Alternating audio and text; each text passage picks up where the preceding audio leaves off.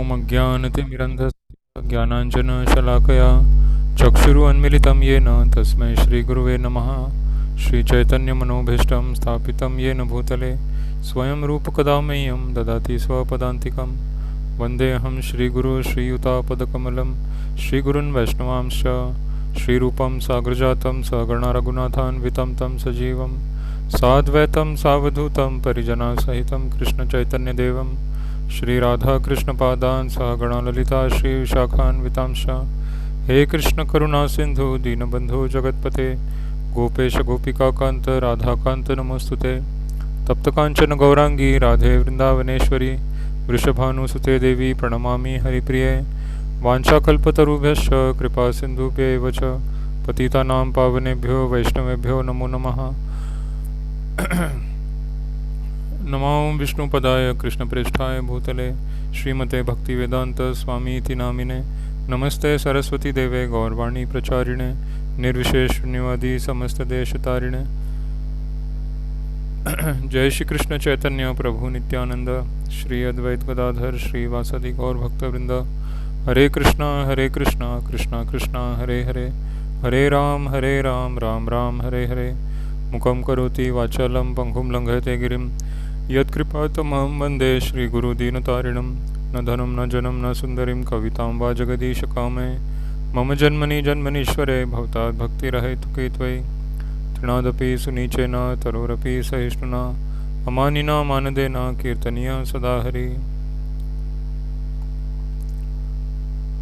हरे कृष्णा।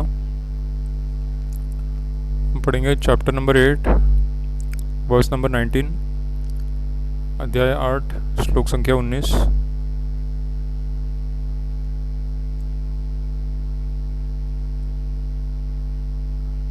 सभी श्लोक रिपीट करिए। भूतग्रामः स एवायम् भूतग्रामः स एवायम् भूत्वा भूत्वा प्रलीयते भूत्वा भूत्वा प्रलीयते। रात्र्यागमे अवशः पार्थ रात्रि आगमे अवश्य पार्थ प्रभवन्ति अहरागमे प्रभवन्ति अहरागमे। भूतग्रामः स एवायम् भूतग्रामः स एवायम् भूत्वा भूत्वा प्रलीयते भूत्वा भूत्वा प्रलीयते। रात्र्यागमे अवशः पार्थ रात्रि अगमे अवश्य पार्थ प्रभवन्ति अहरागमे प्रभवन्ति अहरागमे। भूतग्रामः स एवायम् भूतग्रामः स एवायम् भूत्वा भूत्वा प्रलीयते भूत्वा भूत्वा प्रलीयते। रात्र्यागमे अवशः पार्थ रात्रि अगमे अवश्य पार्थ प्रभवति अहरागमे प्रभवति अहरागमे। हरे कृष्णा। प्लीज इंग्लिश में पढ़िए।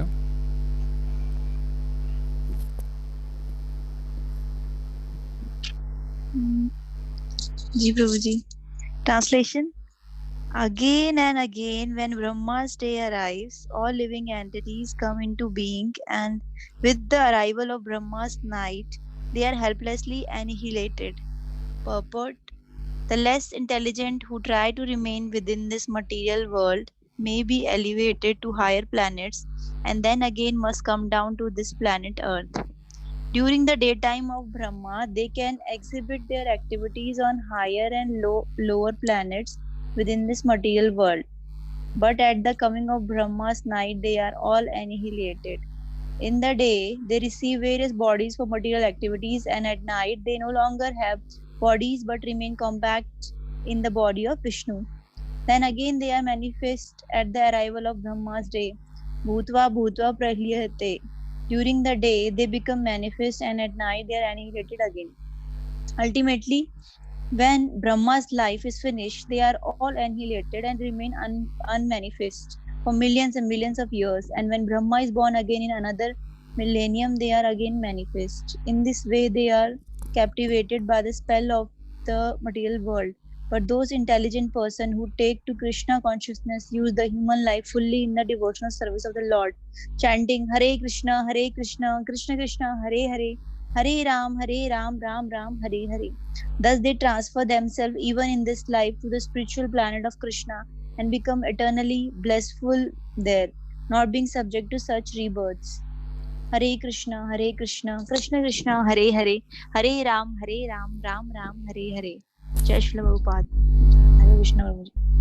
जय श्री प्रभुपाद। हिंदी में पढ़िए प्लीज।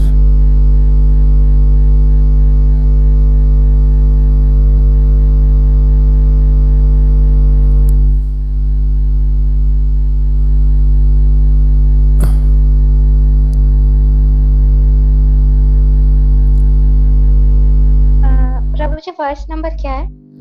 8.19।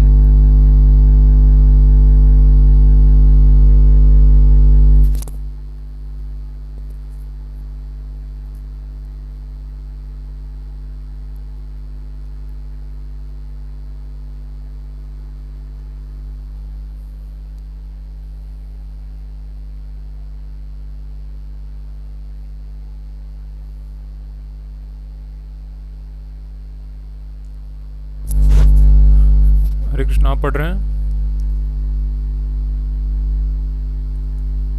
जी प्रभु जी, मैं पढ़ रही हूँ।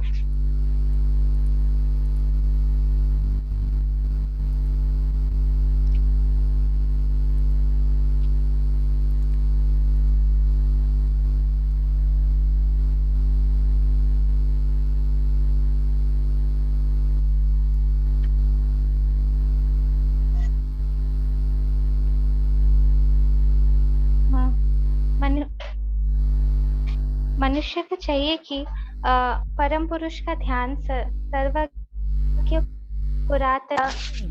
श्लोक नंबर 19 है।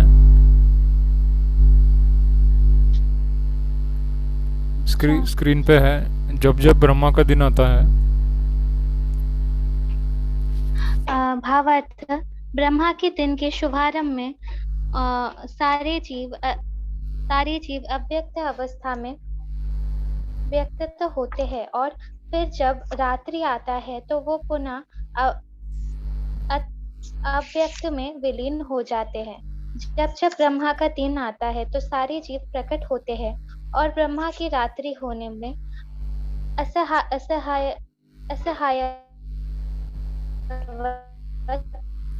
विलीन हो जाते हैं। तात्पर्य, अल्पज्ञानी पुरुष जो इस भौतिक जगत में लोगों की प्राप्ति कर सकते हैं, किंतु उन्हें पुनः लोक पर आना होता है।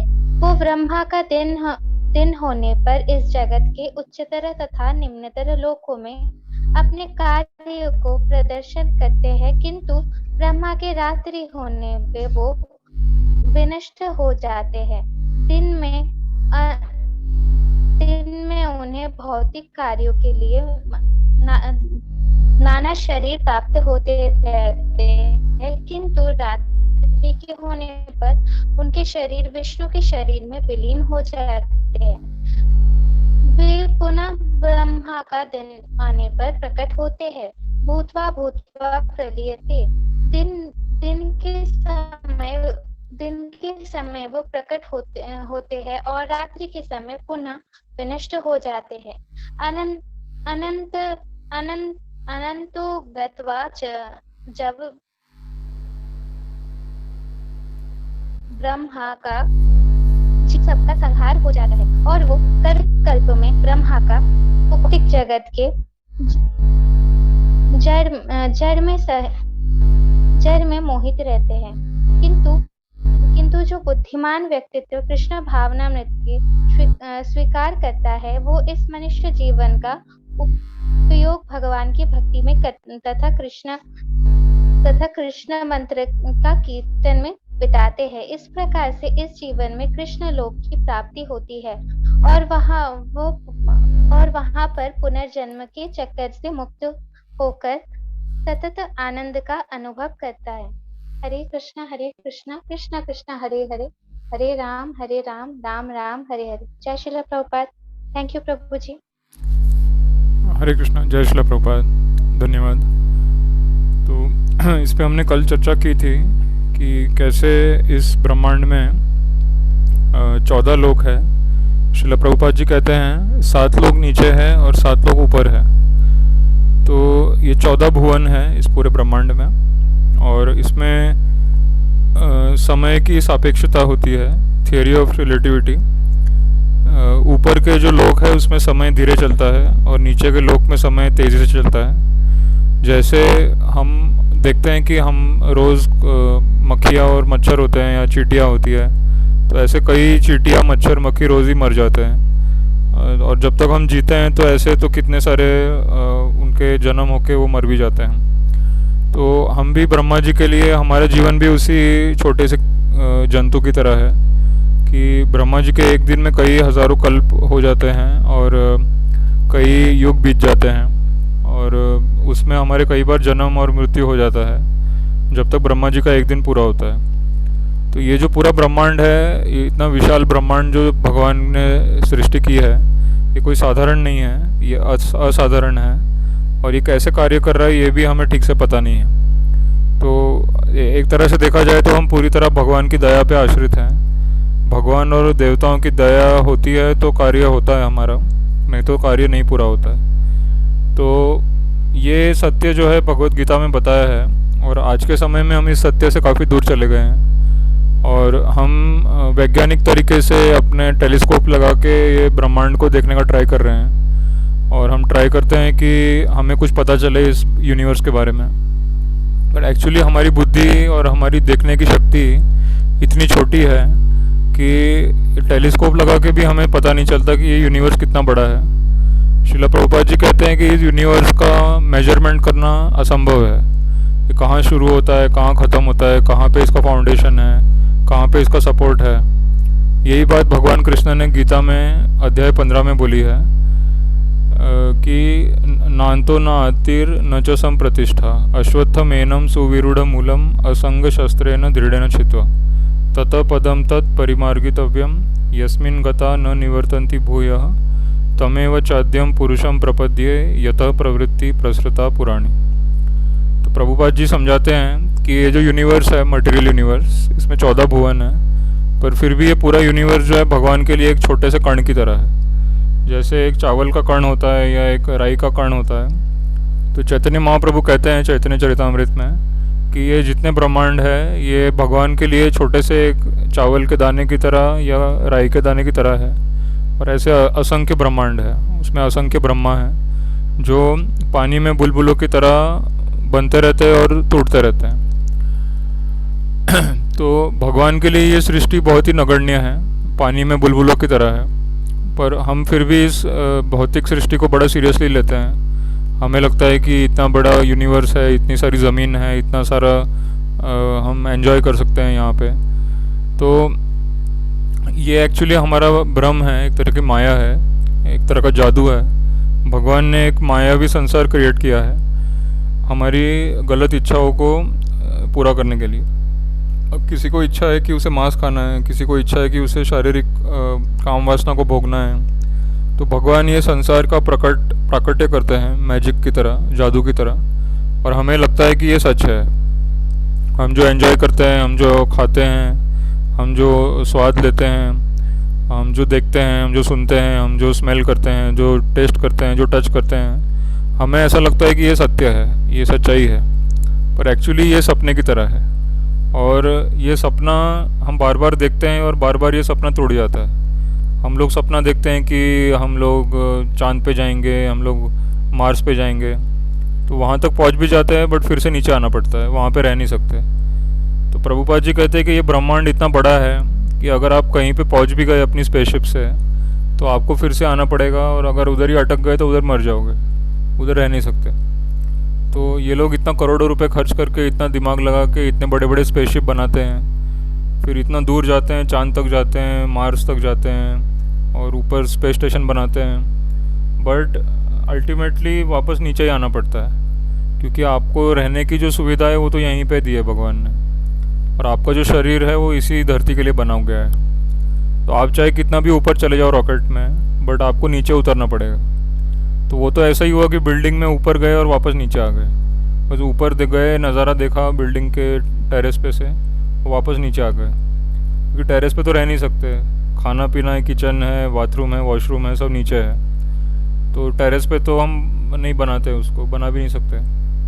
तो टेरेस पे तो हम जाके बस नज़ारा देख सकते हैं, वापस नीचे आना पड़ता है। उसी तरह से हम रॉकेट बनाते हैं, स्पेसशिप बनाते हैं, इतना खर्चा करते हैं, इतनी मेहनत करते हैं, इतना दिमाग लगाते हैं, और इतना करके हम ऊपर तक जाते हैं, मार्स तक और मून तक जाते हैं, पर वहाँ पे रह नहीं सकते। उधर से तस्वीर खींच के हमको नीचे आना पड़ता है। तो बस एक तस्वीर खींचने के लिए हमने इतने हज़ारों करोड़ रुपए खर्च किए कि वहाँ गए, तस्वीर खींची और नीचे आ गए, और दुनिया में दिखाया सबको कि देखो ये तस्वीर है मार्स की, ये चांद की तस्वीर है, और वो देख के लोग ताली बजाते हैं। तो बस उतनी ताली बजवाने के लिए 700-800 करोड़ रुपए खर्च कर दिए, पर उसका कुछ फ़ायदा है नहीं, क्योंकि वहाँ पे रह नहीं सकते। रहने के लिए तो नीचे आना पड़ेगा।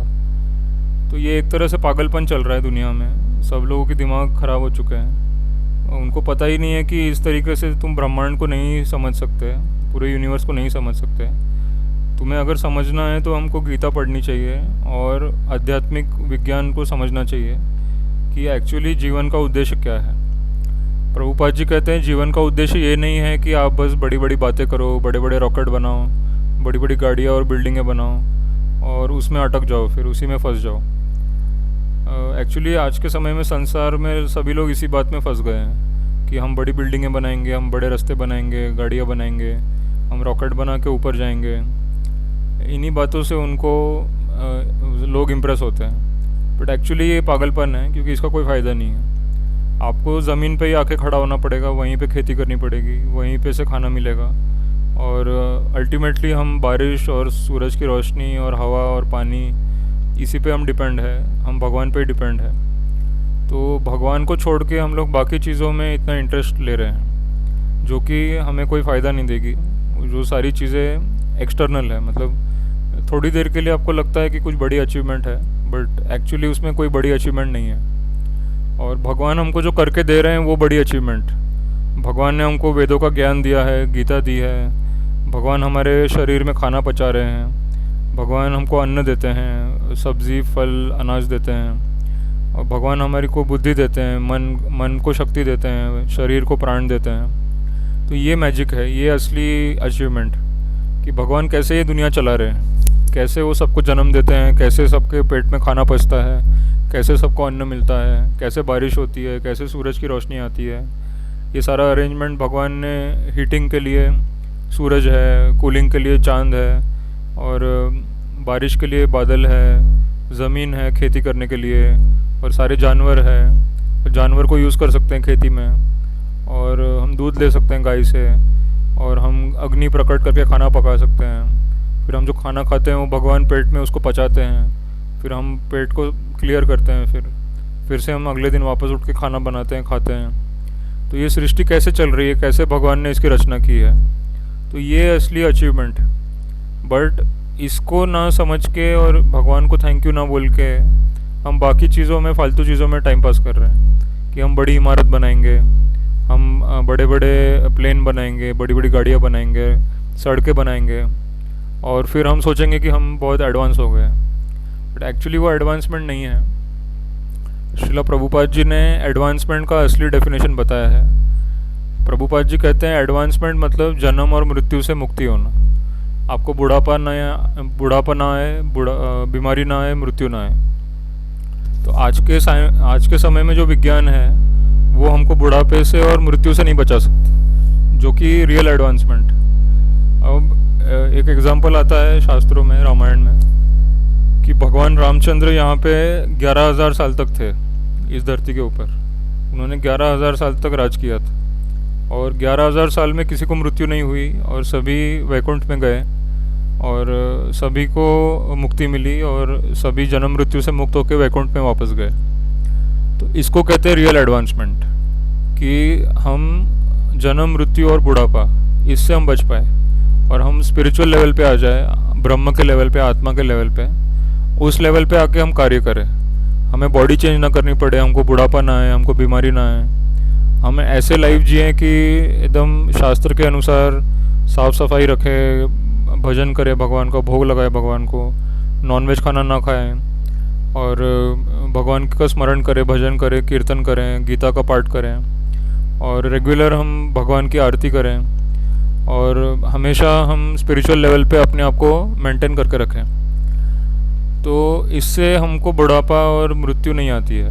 अगर हम बिना पाप के एक सिंपल लाइफ जीते हैं, स्पिरिचुअल लाइफ जीते हैं, तो हमको ये सारे विकार नहीं आते हैं। तो शास्त्रों में इनको विकार कहा जाता है।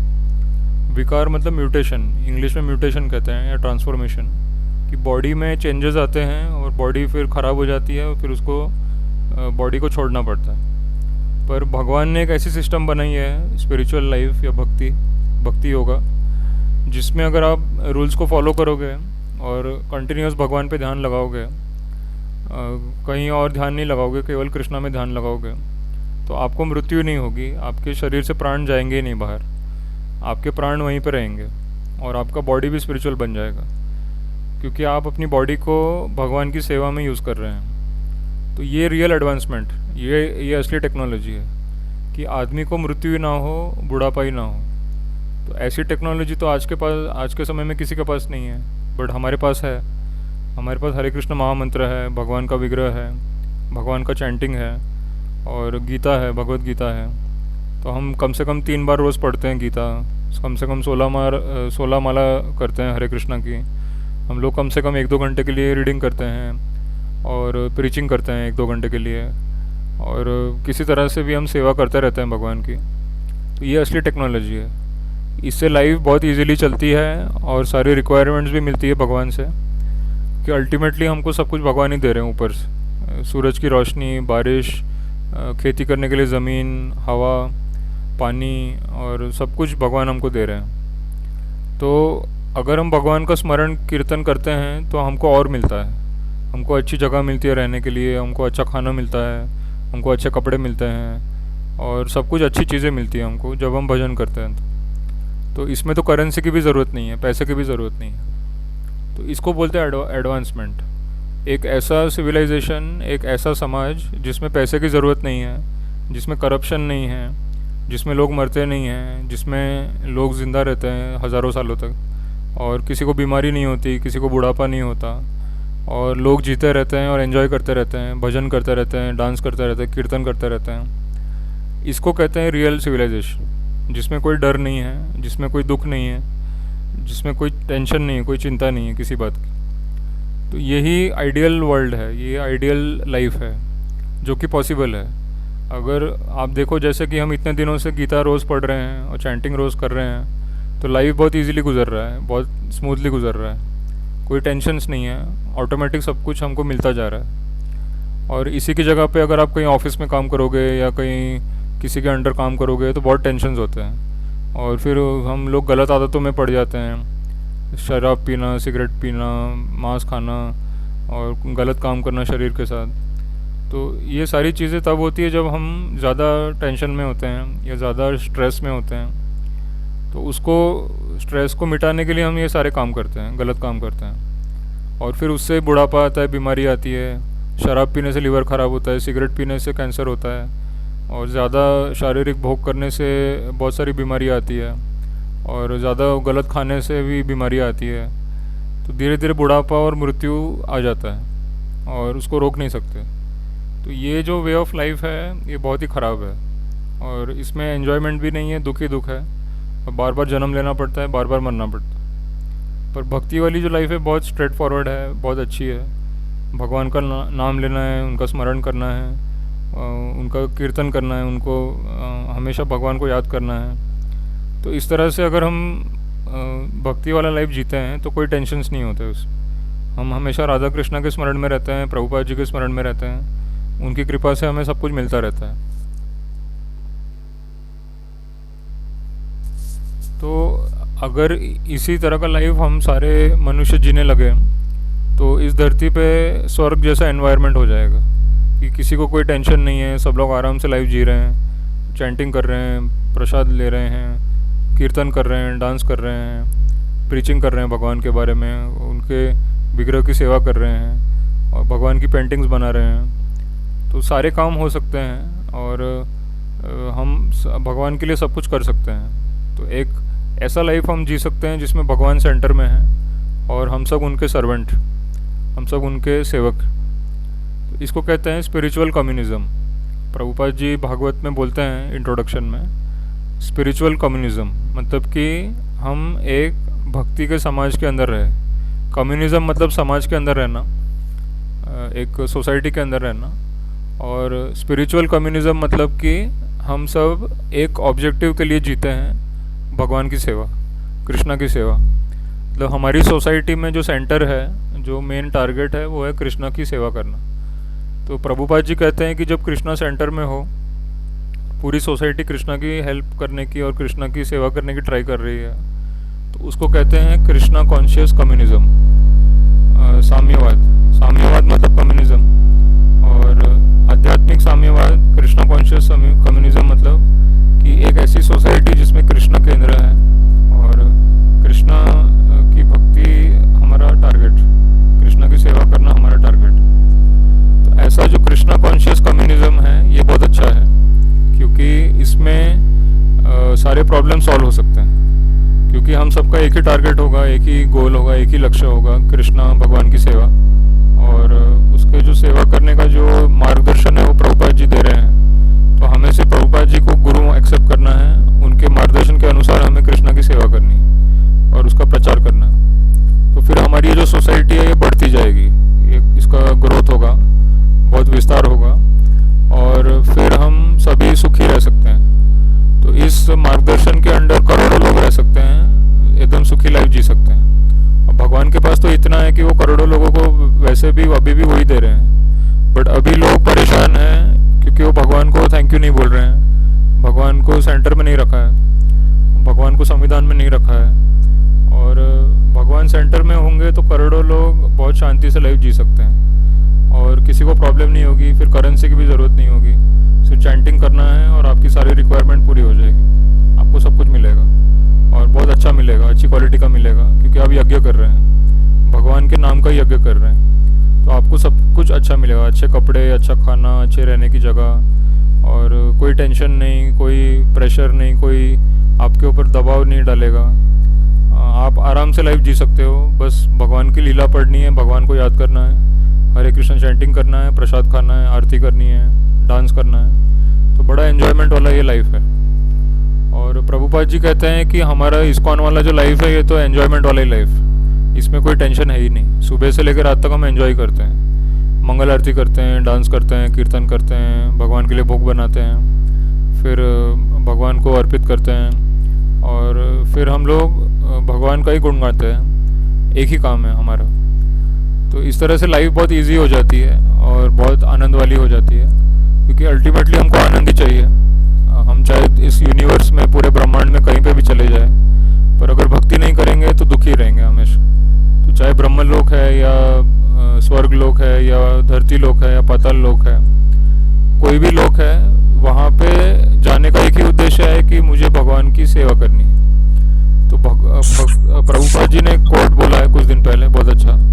श्रील प्रभुपाद कहते हैं कि devotee does not care whether he has to go to heaven और hell, devotee just wants a chance to serve Krishna.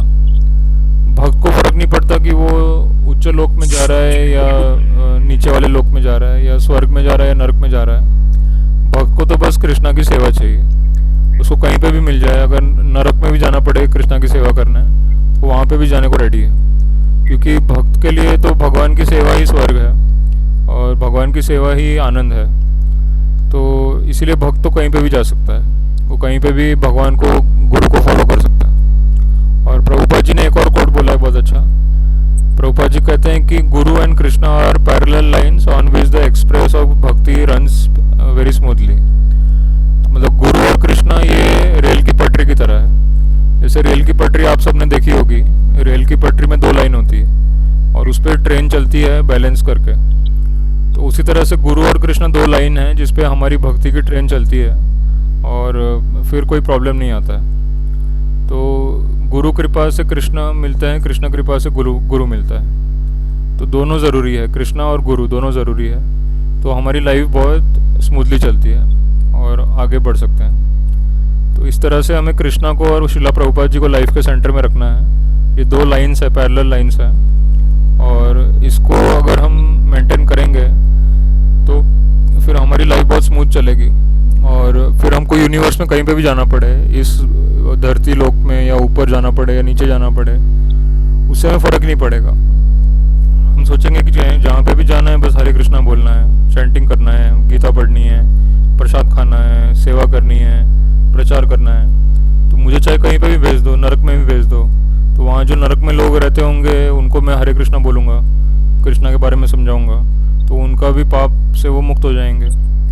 तो जैसे हमारे हरे कृष्णा वाले जो भक्त हैं वो जेल में भी जाते हैं, तो जेल में जाके वो कीर्तन करते हैं। तो जेल एक तरह से नरक जैसा होता है, वहाँ पे कष्ट दिया जाता है, प्रॉब्लम्स, मतलब उनको मारा जाता है, उनको कोड़े मारे जाते हैं, उनको सज़ा दी जाती है। तो एक तरह से नरक है। जो क्रिमिनल्स होते हैं, जो गलत गंदे काम करते हैं, उनको जेल में डाला जाता है। तो वो एक तरह से नरक है। बट वहाँ पे भी भक्त लोग जाना पड़े तो भक्त लोग चले जाते हैं कि ठीक है हम जेल में जाके हरे कृष्णा बोलेंगे, उससे क्या फ़र्क पड़ता है। तो भक्त को तो हरे कृष्णा बोलने का चांस चाहिए कि हमको कहीं पे भी जाके हरे कृष्णा बोलने का मौका मिले। और कोई अपने घर में बुला ले, कोई जेल के अंदर बुला ले, कोई बड़े 5 स्टार होटल में बुलाए, कोई सड़क पे ही बोल दे कि यहीं पे कीर्तन करो। तो भक्त के लिए तो सब कुछ एक समान है। सड़क पे हरे कृष्णा करना, 5 स्टार होटल के अंदर हरे कृष्णा करना, किसी के घर में हरे कृष्णा करना, या जेल के अंदर हरे कृष्णा करना, या नरक में हरे कृष्णा करना, स्वर्ग में जाके हरे कृष्णा करना, भक्त के लिए तो हर जगह हरे कृष्णा की जगह है। तो उसको तो फ़र्क ही नहीं पड़ता। तो जो हरे कृष्णा के बारे में नहीं सोचता है उसको फ़र्क पड़ता है, उसको फ़र्क लगता है कि हाँ ये 5 स्टार होटल है, ये जेल है, ऐसा फ़र्क उसको लगता है। और भक्त को तो कोई फ़र्क लगता ही नहीं है। उसको जेल के अंदर भी अच्छा लगता है कि यहाँ पे मैं बैठ के हरे कृष्णा बोल रहा हूँ, और उसको 5 स्टार होटल में भी अच्छा लगता है कि यहाँ पे मैं एसी में बैठ के हरे कृष्णा बोल रहा हूँ। तो 5 स्टार होटल हो या जेल हो या घर हो या सड़क हो, भक्त के लिए पूरी यूनिवर्स, पूरा दुनिया ही एक जैसा है। सारी दुनिया गोपाल की, सारी धरती गोपाल की। हमको तो हरे कृष्णा बोलना है और हरे रामा हरे कृष्णा गाते रहना है। और भक्त के नज़र में कोई भेदभाव नहीं होता है, वो सबसे अच्छे से बात करता है, सबको गीता सुनाता है, सबको हरे कृष्णा बोलता है, सबको प्रभुपाद जी के बारे में बताता है। तो भक्त तो टेंशन फ्री होता है, उसको किसी बात का टेंशन ही नहीं है। और दुनिया वालों को टेंशन होता है बहुत कि खाना कहाँ से आएगा, कपड़े कहाँ से खरीदेंगे, पैसे कहाँ से आएंगे, इसको माया कहते हैं। जबकि भक्त को कोई टेंशन नहीं है, उसको सब कुछ मिल जाता है, वो तो कहीं पे भी रहने को रेडी है। उसको अगर एक जोड़ी कपड़ा मिल जाए तो एक जोड़ी कपड़े में रह लेगा, अगर रहने को एक छोटा सा कमरा मिल जाए तो वहीं रह लेगा। अगर कोई उसको फ़र्क ही नहीं पड़ता, वो कोई डिमांड भी नहीं करता कि मेरे को पैसा चाहिए या मेरे को कोई बड़ी फैसिलिटी चाहिए। उसको मिल जाता है, अपने आप सब कुछ मिल जाता है। और नहीं भी मिलता तो भी वो करता रहता है, क्योंकि उसको तो एक्सपेक्टेशन नहीं है किसी से। तो इसीलिए भक्त सबको प्रिय होता है, भगवान को सबसे ज़्यादा प्रिय होता है भक्त। और लोगों को भी, जो सांसारिक लोग हैं उनको भी अच्छा लगता है भक्त, क्योंकि भक्त किसी को परेशानी में डालता ही नहीं है। भगवान गीता में बोलते हैं भक्त के बारे में, यस्मान नो उद्विजते लोको लोकान्नो उद्विजते च यः सबुद्धिमान मनुष्येषु। भगवान कहते हैं कि ऐसा जो बुद्धिमान व्यक्ति है, जो भक्त है, वो किसी को परेशानी में नहीं डालता, ना ही कोई उसको परेशान कर सकता है। तो उसको कोई डिस्टर्ब ही नहीं कर सकता। वो हमेशा भक्ति में लगा रहता है कंटिन्यूअस, और उसको भक्ति करना ही अच्छा लगता है। तो इसलिए कृष्णा को भक्त बहुत पसंद है। और भक्तों में जो श्रेष्ठ है वो प्रभुपाद जी है, क्योंकि उन्होंने प्रचार किया। तो कृष्णा गीता में बोलते हैं, न च तस्मान मनुष्येषु कश्चिन में प्रियकृतमा भविता न च मे तस्मात् अन्य प्रियतरो भुवि। तो प्रभुपाद जी कहते हैं कि जो कृष्णा का नाम लेके उनका प्रीचिंग करता है और कृष्णा और गुरु के बारे में बताता है सबको, तो वो तो सबसे प्रिय होता है भगवान को, उससे प्रिय कोई हो ही नहीं सकता। तो भक्ति करने से भी हम प्रिय बन जाते हैं भगवान के, बट भक्ति का प्रचार करने से और ज़्यादा प्रिय बन जाते हैं। ये पॉइंट नोट करने वाला है कि भक्ति करने से तो भगवान को अच्छा लगता ही है, वो तो सीधी सी बात, पर भक्ति के बारे में जो दूसरों को बताता है वो ज़्यादा प्रिय है भगवान को, क्योंकि फिर उससे उसका अज्ञान ख़त्म होता है और वो वापस से भक्ति के मार्ग पे आ जाता है, उसका जीवन बच जाता है, उसके कष्ट कम हो जाते हैं और वो अच्छे मार्ग पे आ जाता है। तो इसलिए प्रीचिंग करना सबसे ज़्यादा भगवान को प्लेजर देता है, प्रभुपाद जी को भी। प्रभुपाद कहते हैं, if you want to please me, if you love me, then distribute my books, मेरी किताबों को डिस्ट्रीब्यूट करो। और प्रभुपाद कहते हैं, I will live for my books, I will never die. तो हमें जीना है प्रभुपाद जी के लिए। प्रभुपाद जी जीते हैं अपने बुक्स के लिए, हम लोग जीते हैं प्रभुपाद जी के लिए, उनकी बुक्स को डिस्ट्रीब्यूट करने के लिए। तो प्रभुपाद जी भी जीते रहेंगे, हम भी जीते रहेंगे। जैसे हम लोग आशीर्वाद देते हैं ना सनातन धर्म में, जीते रहो जीते रहो, बट एक्चुअली हो नहीं पाता, क्योंकि उनके बोलने में वो पावर नहीं है। सब लोग बोलते हैं जीते रहो, बट उनके बोलने से ऐसा होता नहीं है। पर प्रभुपाद जी के बोलने से होता है, क्योंकि वो एक्चुअल में वो जी रहे हैं, वो एक्चुअल में अमर है, एक्चुअल में इटर्नल है। और प्रभुपाद जी जब बोलते हैं जीते रहो, तो मतलब एक्चुअल में आप जीते रहोगे, आप कभी मरोगे नहीं। तो ये फ़र्क होता है, ये ब्रह्म वाक्य होता है। तो हम तो बस फॉर्मेलिटी के लिए आशीर्वाद दे देते हैं जीते रहो, बट वो फॉर्मेलिटी वाला जो आशीर्वाद है उससे कोई असर नहीं होता है। और प्रभुपाद जी जब बोलते हैं जीते रहो, तो मतलब कि एक्चुअल में आपको मृत्यु नहीं आएगी, एक्चुअल में आप जीते रहोगे। और ये तब होगा जब आप प्रभुपाद जी के लिए जियोगे। प्रभुपाद जी कभी नहीं मरेंगे, क्योंकि वो भगवान के लिए जी रहे हैं और हमें प्रभुपाद जी के लिए जीना है, तो फिर हम भी नहीं मरेंगे। तो फॉलोअर जो है वो भी नहीं मरता है, गुरु भी नहीं मरते हैं, फॉलोअर भी नहीं मरता है, बट हमको फॉलोअर बनना पड़ेगा। फॉलोअर बनना बहुत मुश्किल है, माइंड हमारा भटकता है बहुत बार, उसको वापस से ट्रैक पे लाना बहुत मुश्किल हो जाता है। तो इसकी हमें प्रैक्टिस करनी है, प्रभुपाद जी को फॉलो करने की प्रैक्टिस करनी है। जितना हम फॉलो करेंगे उतना हम माया से बच पाएंगे और हम कभी मरेंगे नहीं फिर। तो यहाँ कोई क्वेश्चन या डाउट है तो पूछ सकते हैं।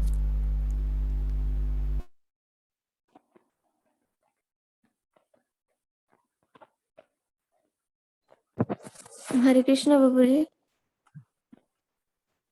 वो उसमें हरे कृष्ण, हाँ बोलिए। तात्पर्य पढ़ा अभी, तो उसमें लिखा था कि उच्च लोगों को प्राप्त करते हैं, फिर वापस धरती लोक पे जन्म लेना पड़ता है। मतलब कौन से उच्च लोक की बात हो रही है यहाँ? मतलब ये जो यूनिवर्स है इसमें हायर प्लैनेट्स होते हैं, जैसे स्वर्ग लोक है, महर लोक है, जन लोक है, तपो लोक है और सत्य लोक है। तो अर्थ के ऊपर 6 लोक है, अर्थ के नीचे 7 लोक है। तो जैसे हम गायत्री मंत्र बोलते हैं ना, ओम भूर भुवर स्वर तत्सवितुर्वरेण्यम भर्गो देवस्य धीमहि धियो यो न प्रचोदयात्, उसमें 3 लोक है, ओम भूर भुवर स्वर। तो भूलोक मतलब जहाँ पे हम रहते हैं अभी उसको भूलोक बोलते हैं, उसके ऊपर भूवर लोक है और उसके ऊपर स्वर्ग लोक है, फिर उसके ऊपर जनलोक, फिर तपोलोक, फिर ब्रह्मलोक। तो ऐसे 6 लोक है हमारे ऊपर। सबसे पहले आता है भूवर लोक, फिर स्वर्ग लोक, फिर जनलोक, फिर तपलोक, महर लोक, फिर सत्यलोक और उसके बाद वैकुंठ। वैकुंठ सबसे ऊपर है। और ब्रह्मा जी का प्लैनेट जो है वो मटेरियल वर्ल्ड में सबसे ऊपर है। ब्रह्मा जी के प्लैनेट के ऊपर वैकुंठ स्टार्ट होता है, जहाँ विष्णु भगवान रहता है। तो ये टोटल 6 लेवल ऊपर है, 7 लेवल नीचे है। तो धरती को मिला के टोटल 14 है, 14 प्लानिटरी सिस्टम्स है, 7 नीचे 7 ऊपर, और उसमें धरती बीच में है। हमारा जो प्लैनेट है वो बीच में है। तो यहाँ से हम नीचे भी जा सकते हैं, यहाँ से हम ऊपर भी जा सकते हैं। इसीलिए हम कहते हैं ना कि ये तो स्वर्गवासी हो गए। तो कोई अगर मर जाता है तो हम कहते हैं स्वर्गवासी हो गए, मतलब कि वो एक्चुअली ऊपर चले गए, ऊपर के लोक में चले गए।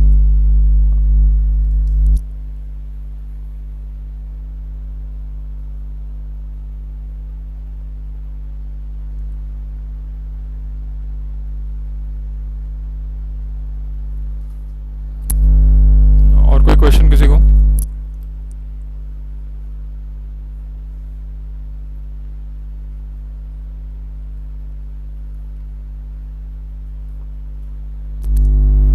हरे कृष्ण। कल कंटिन्यू करेंगे। हरे हरे अलग कृष्णा जी माता जी, आपको कोई क्वेश्चन है तो आप मुझसे अलग से पूछ लीजिए, क्योंकि टाइम पूरा हो गया है, ये कट हो जाएगा। जी प्रभु जी। हरे कृष्ण।